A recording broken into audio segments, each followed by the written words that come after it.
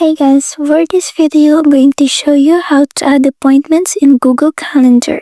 So first, here in Google Calendar, you want to go to the left side bar and click on Create. Then click on Appointment Schedule, and this page will open up. Then you just want to add the title of your appointment. I'm just going to put Consultation. And then you can just go ahead and change the settings over here. And then you can also change the appointment duration to however long it is. And then for the general availability, I already have my working hours here set, which is 9 a.m. to 5 p.m., which means that they cannot set an appointment during these hours because it's my working hours. And then for the scheduling window, you can adjust this to when they can set an appointment.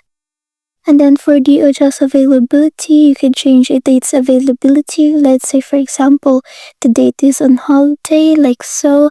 And then for the booked appointment settings, you can change the buffer time to lower the buffer time or increase it. And then you can also adjust the maximum bookings per day. And after you're done with that, just click on next. And then you can also put a booking page photo and name if you want. And then you should also put the location if it's in person, a phone call, or if it's a online conferencing. And then you can also add your description and then the booking form, the details that you need so that they can set the appointment from you.